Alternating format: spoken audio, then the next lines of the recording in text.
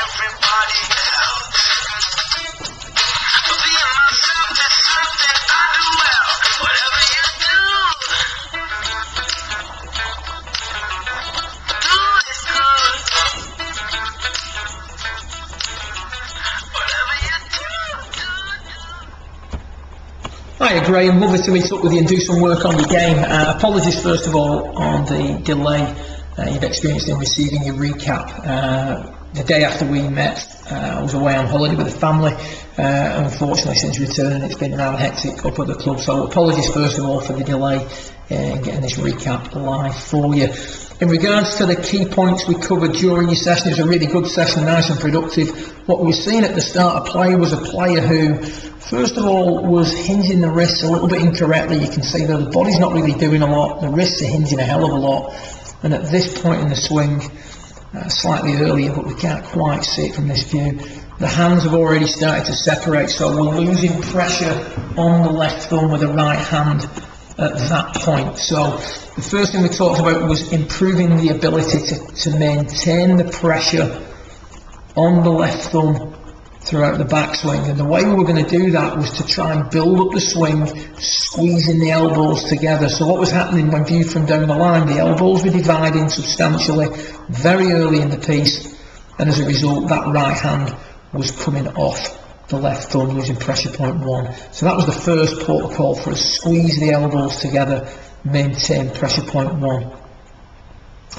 Next thing we looked at was your length of swing, and we were sort of bending the elbows largely because we were maintaining our forward bend for too long, and it's really the only way we could get the golf club travelling very far. And we looked at some images. We showed you John Cook, Brad Faxon, we used Zach Johnson in a comparison to Tim Clark to illustrate that the side bend is required both in the torso and the pelvis. So you can see there that we're side bending to the right with the upper body, and we're also side bending to the right with the hips. You can see the left hip a little bit higher than the right hip at P4. So what we asked you to do was feel like you were going to propel the butt of the club as far as possible. Now when you did this just as a drill, we started off with little swings and then built it up and tried to, within 4 swings, be propelling the butt of the club as far as possible. You can see now that we've got the side bend to the left, and the hips are more level, so that right hip is working up and back. We do get a better view of that, the hip slant, when we film from behind the golfer. I did take some footage, but I didn't really feel it was appropriate on this recap. We talked about it on the day, and you seem to grasp the situation anyway. So first thing was learning to propel the butt of the club, using the act of propelling the butt of the club as far as possible to encourage better extension in the knee, the pelvis and the upper body. You can see when you do that, the hands were able to stay on the club much better, the arms were much straighter as the elbows were squeezed together for longer. Towards the end of your session, this was the backswing you were making. You can see that the hands don't come off the club quite as soon. The elbows are separating far less. There's a little bit of separation there now, and a little bit of relieving pressure point 1, but hopefully by working on the extension, much bigger shoulder turn, much better slant in the hips, and much less retention of the forward bend. Still a little bit, still not quite as good as the drill, but certainly more extension in the elbows dividing less, pressure points being maintained, and more importantly the clubs being propelled further during the backswing. So progress made during the backswing from P1 to P4 without a shadow of a doubt. What we then looked at was the through swing. Because of what's happened before, there was a tendency to want to flip at the golf ball and divide the elbows again on the way through, and the overtaking rate on the golf club was quite high, so elbows dividing, club head passing the hands from P7 to P8.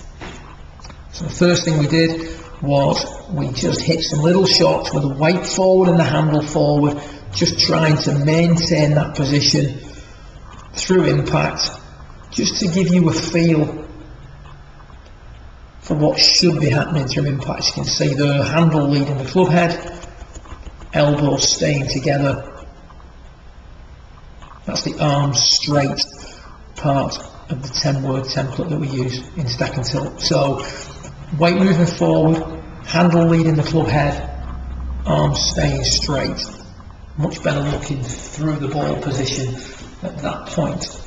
What we also noted, and this was more towards the end of the session, was that P6 was just a little bit too wide. You were releasing the club a little bit too early, not maintaining the angles in the wrist, and as a result the radius of the swing was getting a little bit wide. You were hitting the ground a touch behind the ball, and you were shifting the plane a little bit too much to the left on occasion. So what we've done here is we've placed the towel about 10 inches behind the ball. This is folded over a few times, so it's about 3 inches high, and just making some little swings, encouraging you to keep the radius of the swing slightly tighter. See there now that the release point is more advanced, a little bit nearer to the golf ball, a little bit more towards the centre of your stance. That in turn is tightening the circumference of the swing, making it much easier to lead with a handle, hit the ball with a slightly descending blow, keep the left wrist firm and the elbows together through impact.